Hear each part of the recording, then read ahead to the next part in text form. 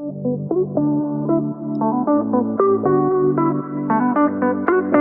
right, we got Bob, we got Brock, we got Andrew, we got Jason.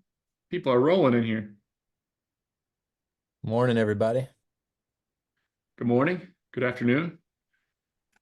20 folks in here already. I'll just go ahead and start some introductions. My name is Nick Huber. I'm a real estate investor, mostly in the self-storage space. I'm a investor and partner in RE Costseg, the sponsor of this show, and um, I tweet a lot about real estate. So that's me. Mitchell Baldridge is a great friend of mine. He is my CPA. He runs a tax practice and advisory for high net worth families, mostly real estate investors out of Houston, Texas. I think we're over, 200 clients, Mitchell, a great firm.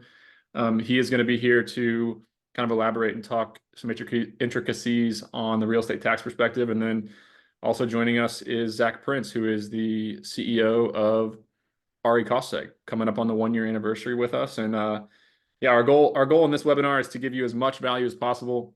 The chat function is disabled, but the Q&A function is enabled. So use that Q&A to ask us questions, ask us things to clarify, give us thoughts, feedback. You can use that Q&A for a lot. So let's dive right in, Zach. It's an exciting time for tax in real estate because there's a pro real estate administration coming in, and we can sense, Mitchell said it before this call, we can kind of sense some major tax reform. We may need to redo this webinar in a little while, but let's talk a little bit about some of the big picture items that if you are a real estate investor, you must be aware of on sort of some of the tax advantages and how some of the stuff works around depreciation, around real estate professional status, recapture. We'll go down the list and cover a lot of the must knows. Our goal here is 30 minutes. We're going to get you as much information as possible on, real estate tax. Yeah, so I mean, look, if you're somebody who's an investor in real estate and you haven't done a cost segregation study before, you're in exactly the same position I was in a little over a year ago when I learned about cost segregation studies initially through Nick and Mitch's Twitter account. And I brought this concept of a cost segregation study to my CPA, and I said, hey, would it be a good idea for me to do cost segs on my existing, investment property portfolio? And my CPA said, absolutely. It's a total no-brainer. And I'm like, well, why didn't you tell me about this? Why did I have to bring this to you? Why didn't you bring it up to me? And I only owned residential properties. He said, oh, I thought cost segs were so expensive that it was only worthwhile to do them if you owned a commercial property. And so what really excited me about RE Cost Seg is that our company has developed technology and built an incredible team that has enabled us to deliver this really valuable tax saving product of cost segregation studies at a drastically cheaper price point than what some of the traditional players in the industry were delivering them at. And as a result, we've opened up the market a lot. And what we're aiming to do on this webinar is educate you on not just Cost Seg 101, which is the focus at RE Cost Seg, and we're an emerging leader in that space within the market, but also some of the other tax benefits of real estate investing and some things you should be thinking about wherever you are on your real estate investing journey. And Yep. so far, go ahead. Yeah, and we're not going to try to sell you cost segs from RE Cost Seg, but Zach, let's give a quick shout out of where they can go to get an estimate. And I think we are running a promotion. So we're not going to spend this webinar trying to sell you on our services, but give them a quick pitch on what our offer here is and where they can find more information about a proposal for a property they recently bought. And then we'll dive right into the value add. Sure thing. So we have this on the last slide, but if you're someone who hasn't gotten a cost seg from RE Cost Seg before, you can go to our website, recostseg.com, and you can use the code bonus10 to get 10% off of your first cost segregation study with us. Also, even without this, bonus, you should know that the first step of getting a cost seg done with our company is to get a free proposal. What that means is we will put together an estimate for you that will say, here's exactly how much we would charge you for a study, and here's a conservative and optimistic estimate of the benefit we think that you will get on your taxes from doing a cost seg study. And if it's your first time working with us and you mention bonus 10 to your sales rep or put it into our platform when you're going to get the proposal, we'll give you 10% off your first study. And Lauren asked, do we have a partner program for CPAs and accountants? Zach, can you just tell him your email so that he can drop you a note? Yeah, absolutely. Also, don't hesitate to ping me. My email is Zach, Z-A-C, at recosseg.com. You can also DM any of our Twitter accounts or call the phone number on RECostSeg's website. I promise I'm really easy to get a hold of. I head up our partner program initiative. So to answer your question, Lauren, yes, we have a partner program. It works really, really well. We work with CPAs. We work with folks that produce content about real estate investing, and we'd love to partner with you and talk to you about the tools and resources and commission structures that we have available to our partners.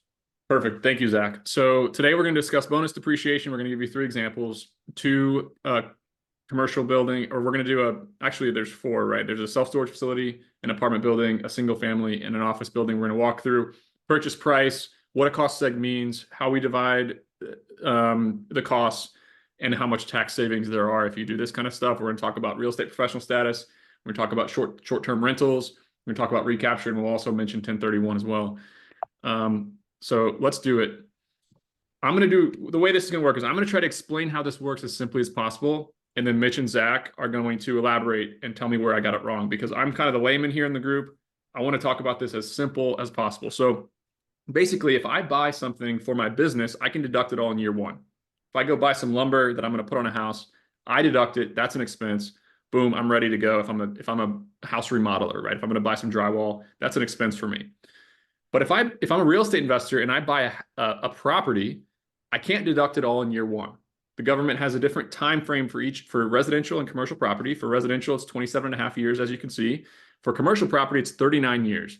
So you have to slowly, over time, it's called depreciate the asset against your property tax. So you buy $1 million building if it's a residential property, $36,300 a year will be deducted for 27 and a half years. If it's a commercial property, $25,300 a year will be deducted all over time, okay?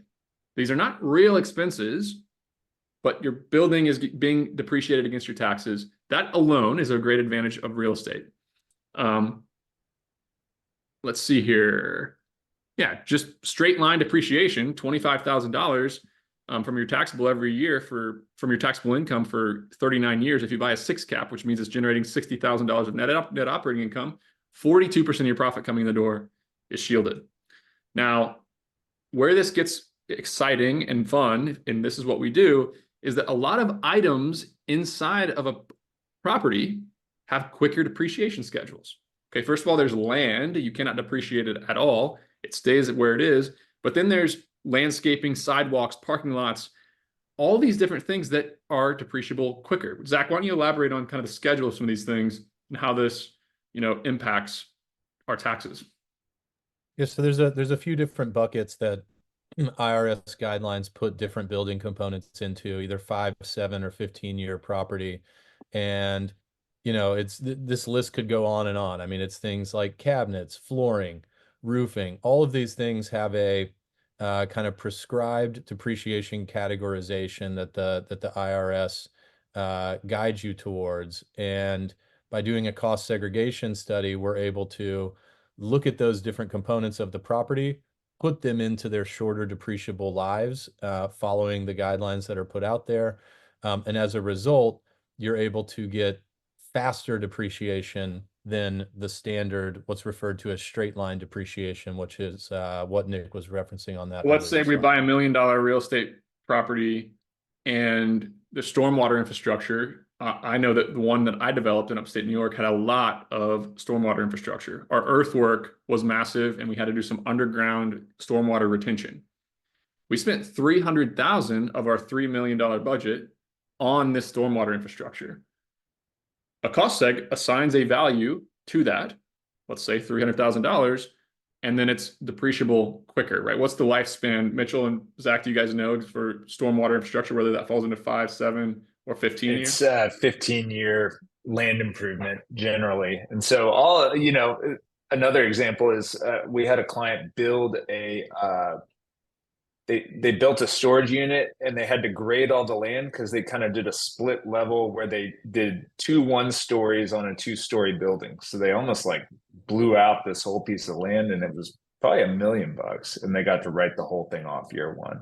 So Yeah, that and was pretty even if it's a powerful. $300,000 bill, if we do straight line depreciation but quicker because of that value, it's $20,000 a year that you're deducting that stormwater infrastructure. So even without bonus depreciation, which we're going to talk about in just a second, this accelerated depreciation by assigning a value to everything is a way to get, instead of 2.5% or 3.5% on commercial or residential, you can get 5, 7, 8% of the value of your property sometimes per year.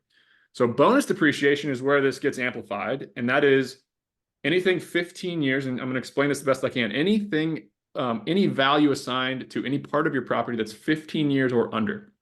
So 5 to 15-year lifespan. This is available for bonus depreciation, which is a special part of the tax code that was enacted by our former president and future president in 2017 with the Tax Cuts and Jobs Act. And this allows a certain amount of that to all be written off year one.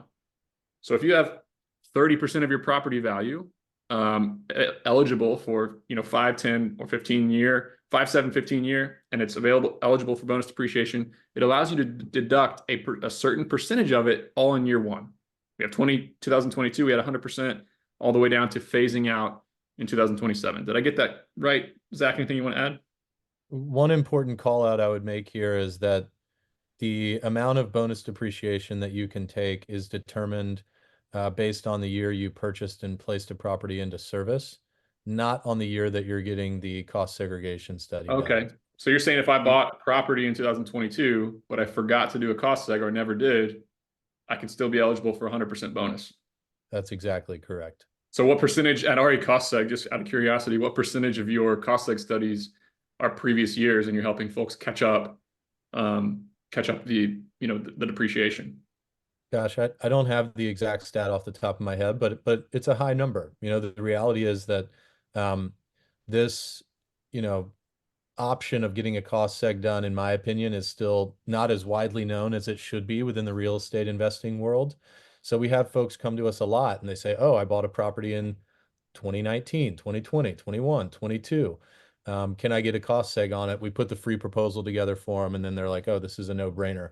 One small thing to note there, we recently added a new kind of add-on product at RE Cost Seg called a Form 3115. I don't think we're talking about that in the presentation today, but basically, if you've had a property that's been in service in prior tax years and you're going to do a cost seg and amend your depreciation schedule, you need to file this thing that's called a Form 3115. We're also doing those for our clients now at RE Cost Seg, and similar to our cost seg studies, at what I think is a much lower price point than what the traditional providers have done them at.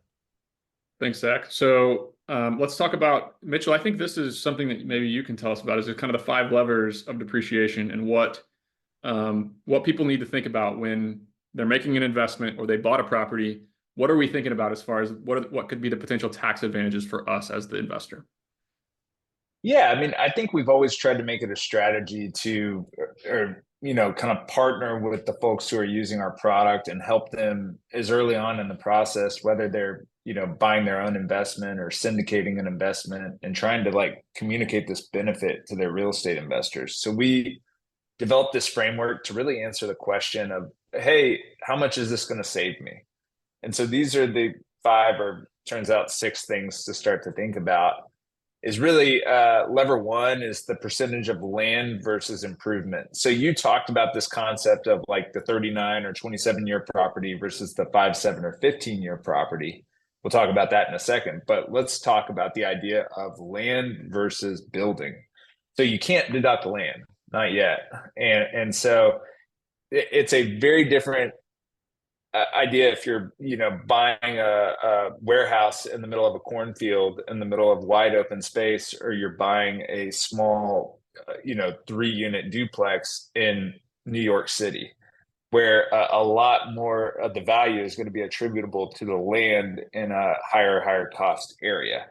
So there's people who buy $1 million buildings and really have no benefit for cost seg. And there's people who buy $1 million buildings and get a ton of depreciation year one. So lever two is that, that thing we talked about, the percentage of property that has the shorter useful life, that has the carpet and the, HVAC, appliances. depreciable countertops and Yep. the appliances and the specialty HVAC, or like R&D credit facility, for example. You buy a warehouse and you totally fit it out, kit it out to build to be a pharmaceutical lab. Like there would just be a ton of relative short life tenant improvement, or like a gas station, for example, is 100% short life. Number three is my favorite, because the more money you borrow from a bank, you can still, let's say you buy $1 million building, but you only put $200,000 down. Like, let's go back to 2021 when that made sense and rates weren't 7%. I could put $200,000 down and the bank would loan me the other 800,000, but I still got to depreciate the full $1 million property. So sometimes we were buying assets for $200,000 down and getting 125, 130, even a $200,000 tax deduction year one from bonus depreciation. So the less leverage you take, the less powerful it can be in relative to dollars in. We'll talk about it in a couple of these, but that's ultimately we're saying, hey, when I put 50 or 100,000 into this deal, how much bonus depreciation am I going to get relative to my equity year one? So what if you put $0 into a deal in 2025 because you're going to take over a note or kind of get some people out of a bad equity situation? That's where this can get nuts as a relative percentage. And then, ultimately lever four is, what is your percentage tax rate? If you're in the 0% tax bracket, deductions aren't terribly valuable for you. If you're in the highest tax bracket and you're in a high tax state, this can be way, way more valuable for you. So you want to time that right. And then there's that lever chart. Five. Yeah, there's that chart we just looked at on the previous page, which is the percent bonus in that year. There is a lot of hope that bonus depreciation will be back to 100% with the new administration. It was very close with a bill that passed the House, but not the Senate earlier this year. I think it's a matter of time until bonus is stepped back up at this point. So, but yeah, lever five is, hey, the actual bonus depreciation percentage is going down lately. But then, yeah, then there's the cost of the study, right, Mitchell? Yep. Yeah. And that's, to what Zach mentioned, that's somewhere where we specialize, is offering a great product at an affordable price. Zach, let's walk through lever seven now. Yeah, go ahead. Sorry. In a high interest rate environment, or in a high opportunity cost environment, we'll talk more about recapture and deferred tax liabilities as a concept. But what you're doing is borrowing money, buddy. You're back, Nick. No, but so in a high interest rate environment, one of the big benefits of using this strategy is the idea that you're borrowing money from the government interest free, and you're getting this free capital that you can go invest at a higher opportunity cost. So you can go park it now for free and get 4%. What you're saying is that this is not a tax savings, it's a tax deferral. We're pushing these costs off into the future. So if we can borrow money from the government tax-free now, interest-free now. Yeah. Interest-free. We're borrowing money from the government interest-free because we're pushing our tax liability into the future. The return on that capital is stronger now than it was 2 years ago when interest rates were 3%. Yeah, you can get risk-free 4% return on a free loan from the government, or you can go put it all in Bitcoin and go to the moon. So that's it. How many times will we hear a CPA utter those words? I love it. Zach, let's walk us through, like, for the majority of investors, a single family home is the perfect case study here. So walk us through kind of an example. I have it up on the screen. Make sure you guys can see that, but walk us through this example of a single family home. Yeah, we don't see it on the screen, Nick. I don't know if you want to try. I'll get it up. So the case study we're going to talk about for a single family home is a property that our client acquired in Virginia in 2024 for just over $1 million, about $1.1 million.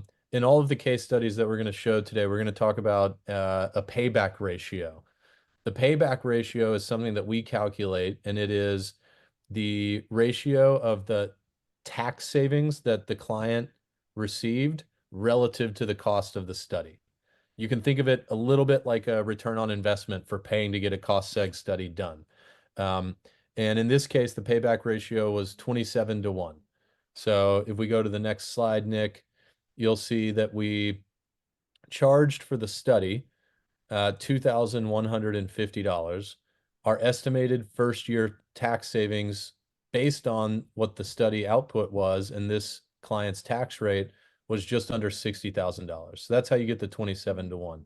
But let's break this down. How does this, actually come together? In the bottom right here, we show you the buckets of shorter Let's duration just tell people depreciation. exactly what we're doing. Like we have engineers sitting in a room and they're gonna build a model of your asset and they're gonna say, okay, there's this many square feet of this. We're gonna assign a value to that and we're gonna relate it to the rest of the building. So they're going through and basically doing a CAD drawing of the building itself and assigning values everywhere based on what you paid for. Is that right? That's right. So, you see on the bottom right, the reclassification of different amounts of value into 5 and 15-year buckets. The land in this example in the upper right was just over $400,000. So the total allocation across the different depreciation durations was $743,000. That's the purchase price minus the land value. And then in the bottom left, you see how much depreciation this client got in year one, $159,000 versus what their year one depreciation would have been if they didn't do a cost segregation study. So $15,000. If we go to the next slide, we visualize this a little bit in terms of what it looks like. So going down to the bottom left, I think this chart does a really good job of illustrating the benefits of a cost segregation study versus not doing one. So the colors are a little hard to discern here, but that light blue line that starts really high and then comes down low, that's your depreciation schedule over time with a cost segregation study. The line that starts low and kind of stays low throughout the duration, that's without doing a study. So this is just showing you visually a chart over time of if you get a cost seg study done, you get to front load so much of that depreciation instead of taking it just really slowly over time. And that's where when Mitch was saying you get an interest-free loan from the government, that's what he's talking about is by doing so much more of this depreciation up front, effectively you're deferring taxes, which is essentially a 0% interest rate loan from the government because without the study, you would have been paying taxes on more of your income. Love it. Let's run through these next couple too. Here's an apartment building. Okay, so exact same structure on the next two case studies that we have here. We just wanted to show a few different asset classes. So this one's an apartment building in Philadelphia, purchase price also in 2024, purchase price $5.7 million. Payback ratio on this one was just under 100 to 1, 92 to 1 payback ratio. First year tax savings of just under 300K.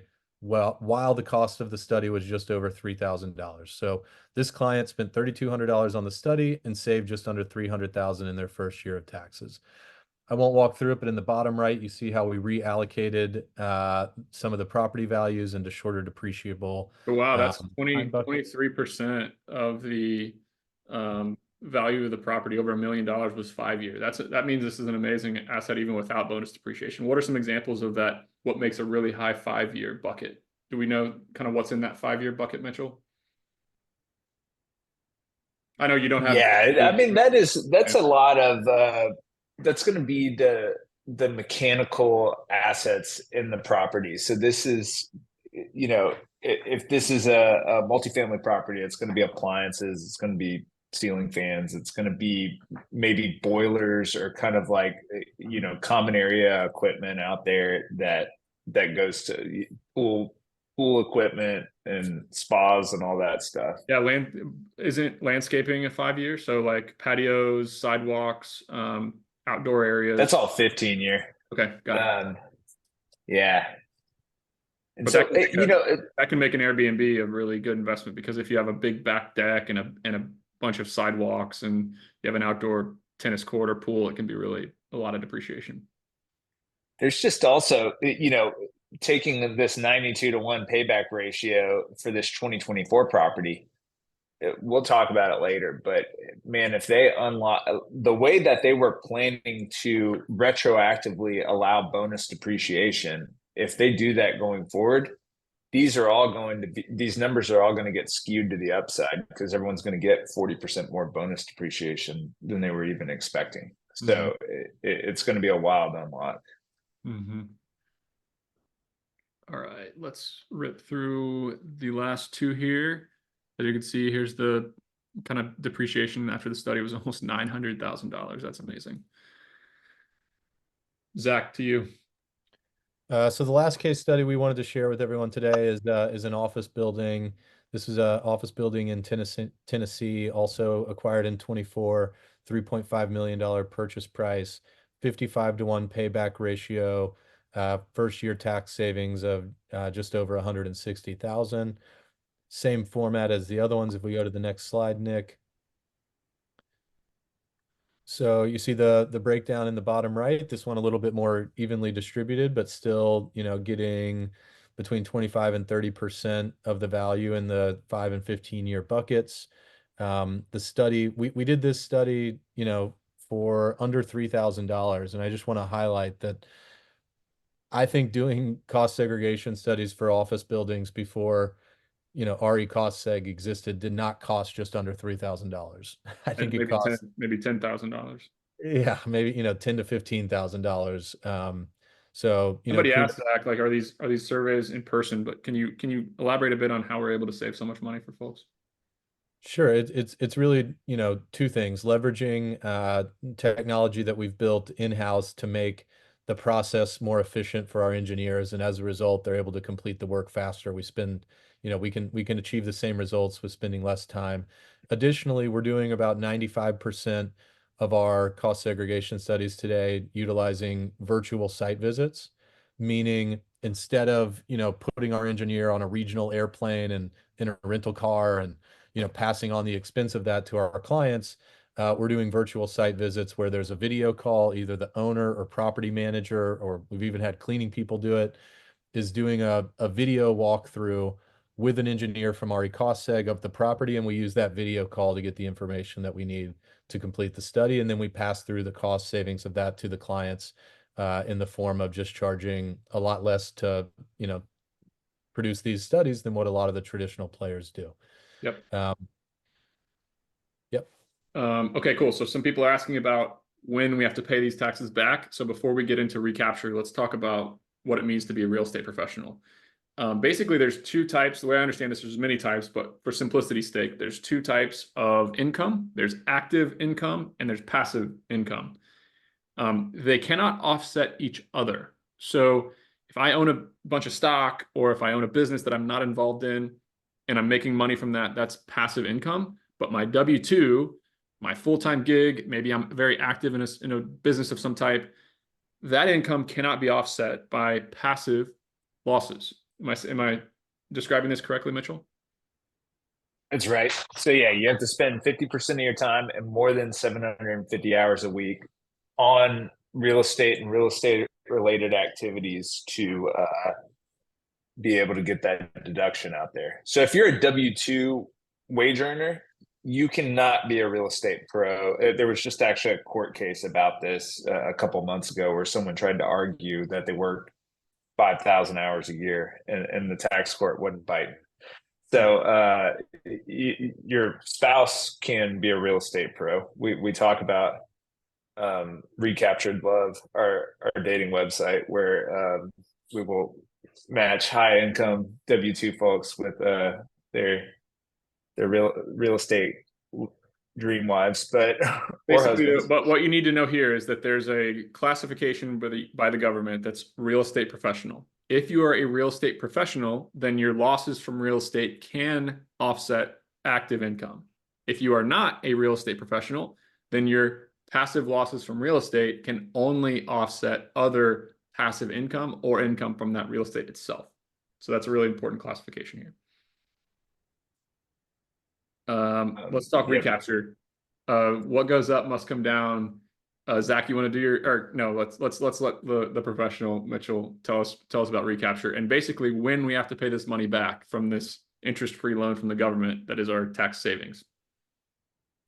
Yeah, that's right. So, there's no free lunches in the US tax code. And so this is, as we mentioned before, this is basically an interest-free loan from the government. You were going to get a 27-year or 39-year straight line depreciation schedule, and you elected to take that and pull a lot of the expense forward into the current year.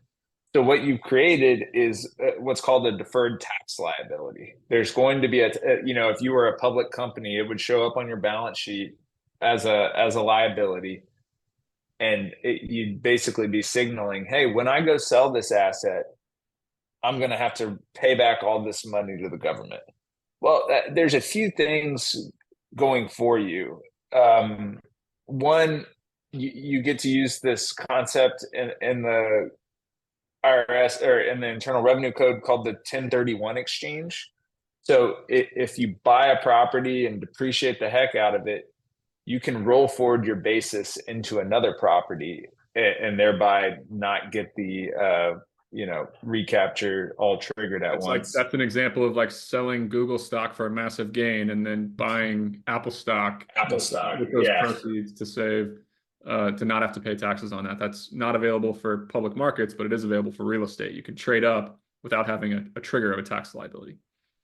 Yeah, and then the other thing you get to do is, you have to die to do this, but when you pass away, all your assets will pass through your estate, and your basis will step up for your heirs. And so that's a thing you get to do with real assets, including stocks, that you just can't do out there.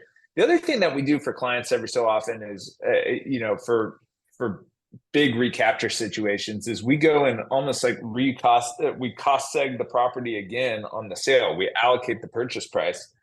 I had this happen with a client who had a big chicken farm and had this huge recapture, mostly to his chicken coops and all of this, mechanical property on the farm. Well, he was selling it for land. You know what I mean? He wasn't selling the chicken coops. He was selling the land to a home developer, and they were going to scrape the entire farm. And so he didn't have recapture because the chicken coops did not go up in value. So I would say about recapture, you're only going to have to recapture 100% of what you wrote off.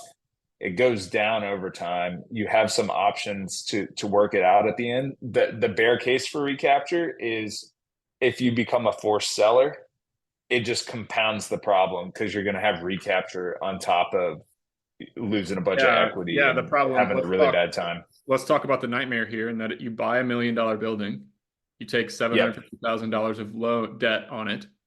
You depreciate it down to 500K. So you get a 500K tax write-off over the years. You're living high on the hog. You're not paying any taxes, but then you run into some trouble. The bank makes you sell it for 750K to pay them back.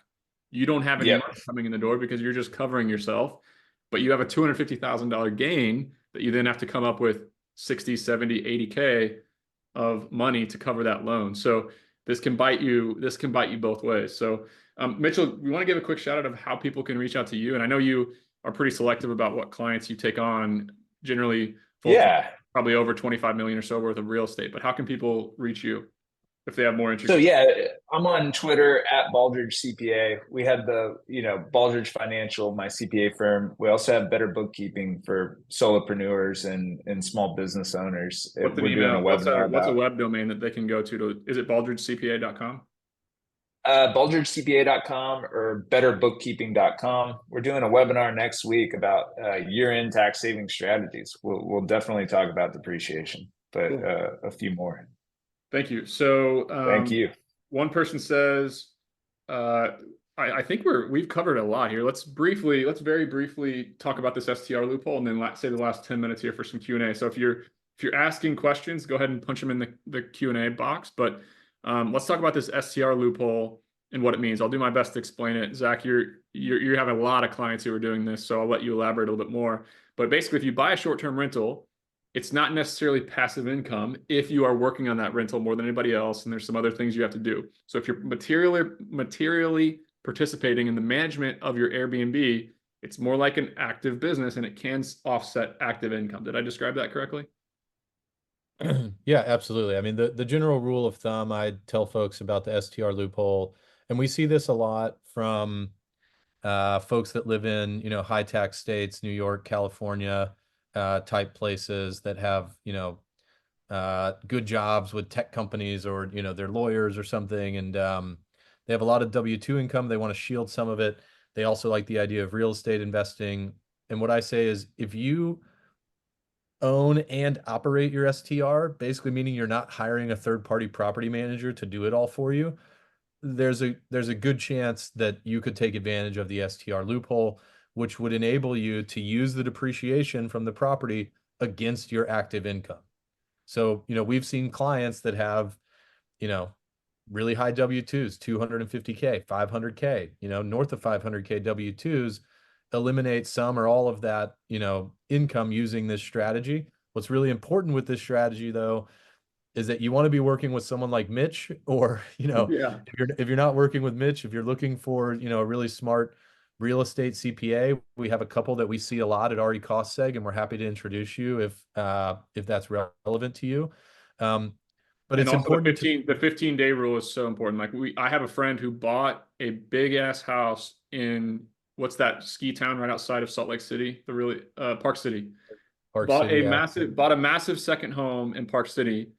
He goes for a month to Park City, but he only stays in that house for 15 days and he rents out his neighbor's house for 15 days next door because he doesn't want to go over that personal use time frame to disqualify it as a short-term rental and get the tax benefits and the deductions related to it. So it's a very careful thing, but a lot of folks are buying second homes that they're leasing out and using as income properties and getting a massive amount of depreciation from them.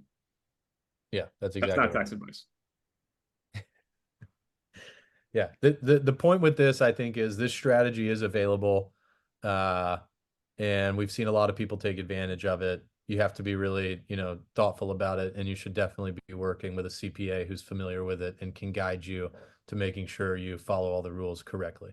Several questions about what CPAs, and Zach, I know we have some partners, so just email Zach at recostseg.com with just a C, ZAC at recostseg.com, and Zach can introduce you to some CPAs there. But 1031 exchange, look, it's where you sell a property and within 180 days, there's a lot of rules around this. You have to name and close on an additional property. You can do a reverse 1031. There's many different ways to do it. Again, hire a good attorney, get some good tax advice around a 1031. But basically, you can sell a property, buy another property, and not trigger a taxable event. That's the massive advantage of it. Step up in basis, Mitchell touched on. If you pass away, your children get the gift allowance up to step up a basis and start depreciating assets again, basically. Opportunity zones, not as popular as the government intended when they were made, but if you invest in some low, I guess the government has outlined some areas where they want to stimulate improvement, sometimes in rough neighborhoods, sometimes not, but you have to do a lot of improvement on those properties. Is it 50% of the budget, Mitchell, that you have to spend on property improvement with an opportunity zone?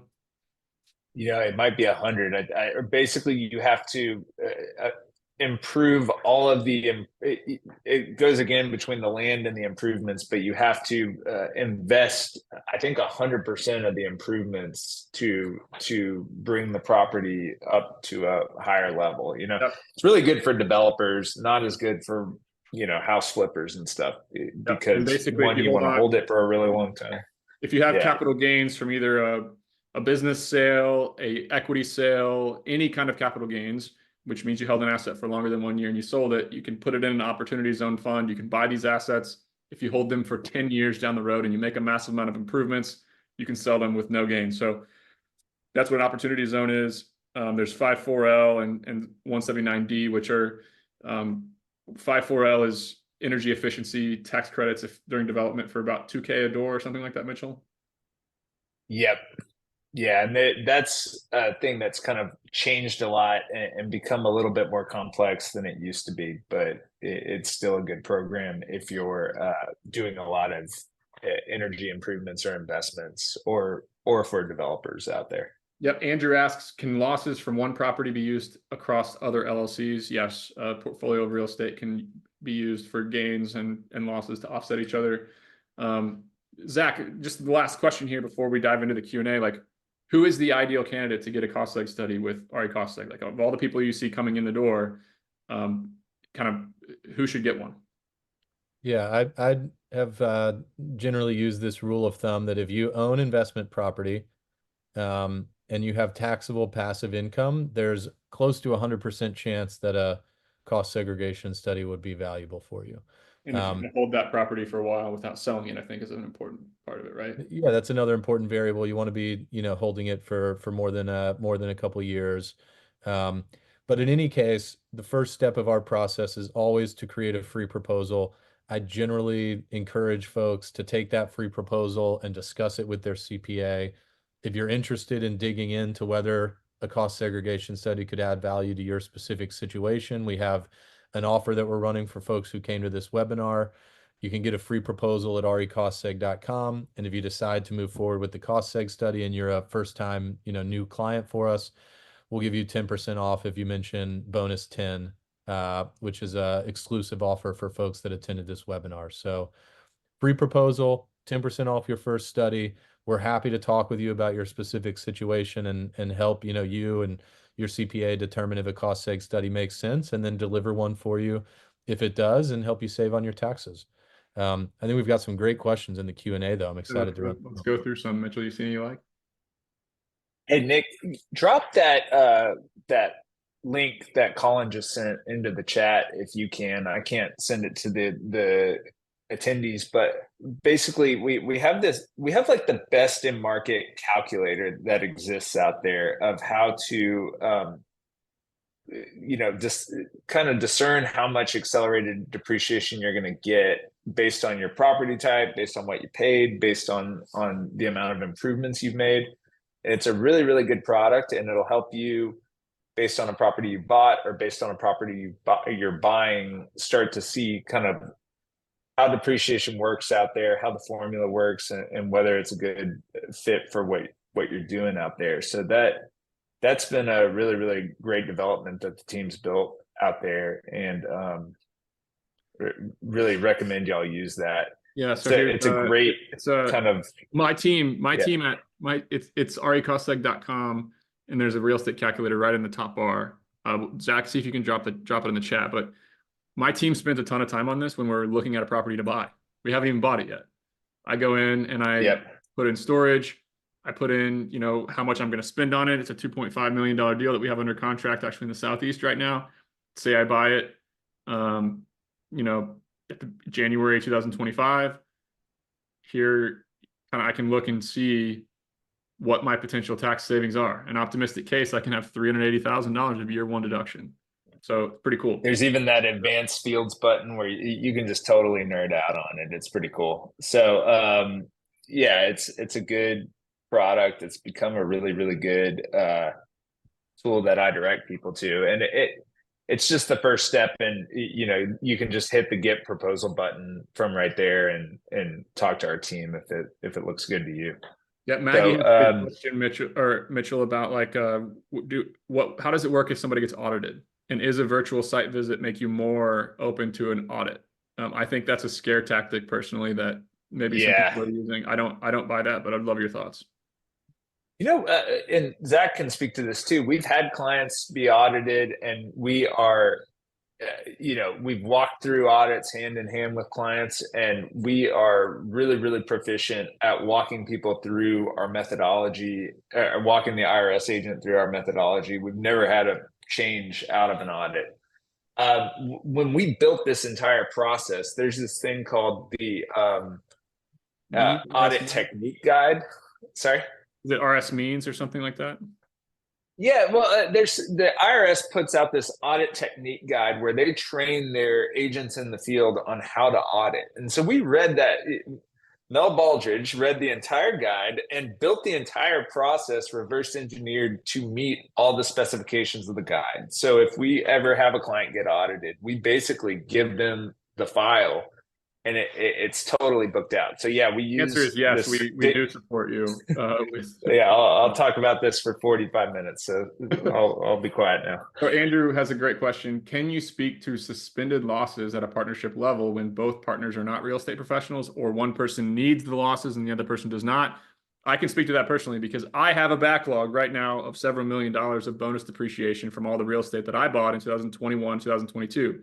So as a CPA, you can elect to apply the depreciation or not. Correct, Mitchell? And you can kind of keep it in your bank going Well, forward.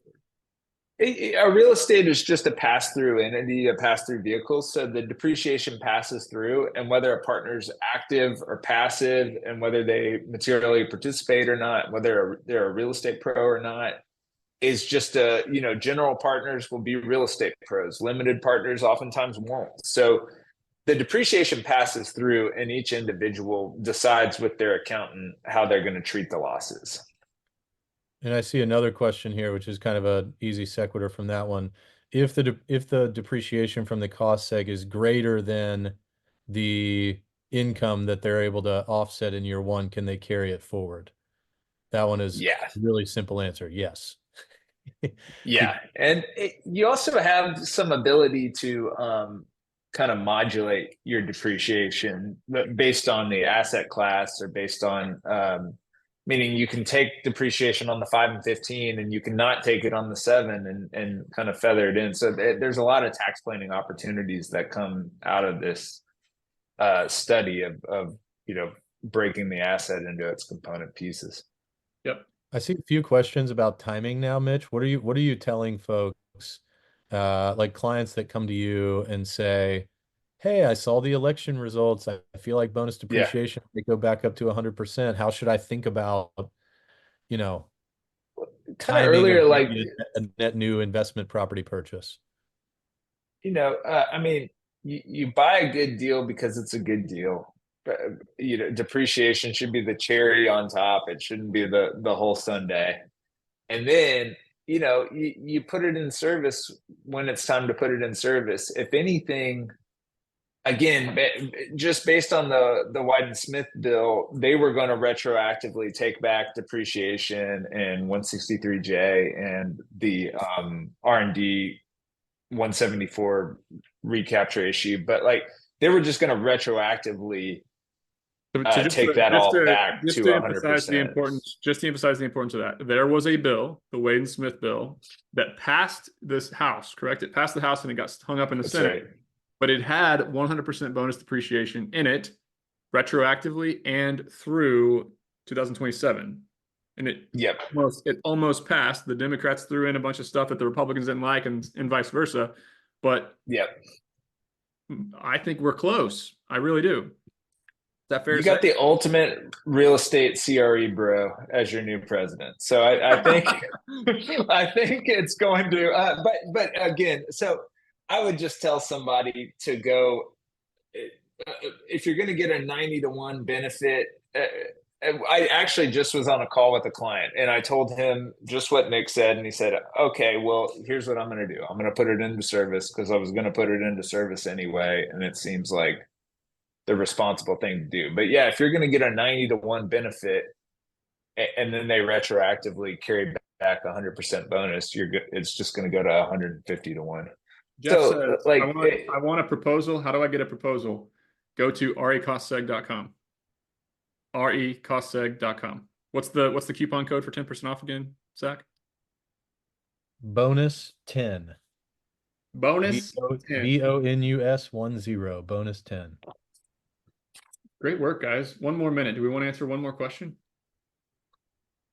How does it work if you house hack? If you're living in an asset, it's very hard to make the argument that it's a. Yeah, the home you live in has that exemption for 250,000 or 500,000 if married, if you live in it for 2 of the last 5 years. So you want to kind of take your primary home and just live in it and flip it every 2 years if that's the strategy you're running. You don't bonus along the way because you'll get recapture. Yep. Good point. Yeah.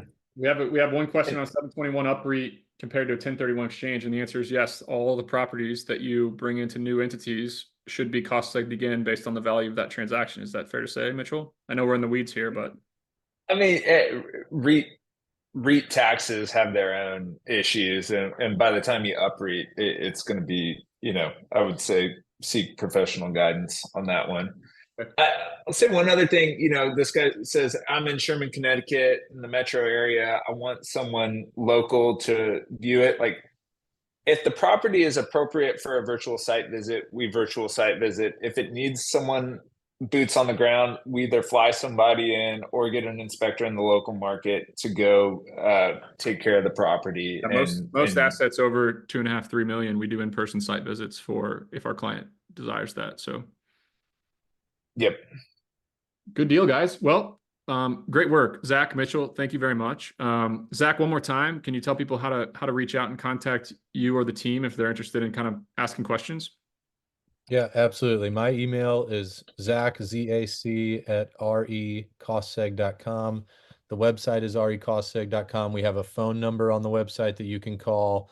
There's a big get free proposal button on the website as well. You can hit that button and start inputting information, and depending on the type of property you have, potentially, sign up and see your free proposal results and sign up for your cost seg, all using our online platform. But we're happy to speak with you. Zach at recostseg.com, sales at recostseg.com, the phone number on our website. The phone number is 346-214-6539 if you just want to talk to somebody about your situation. So, all right, guys, have a great day. Thank you so much again for watching, everybody. Appreciate your time. Don't hesitate to reach out. Thanks. Bye.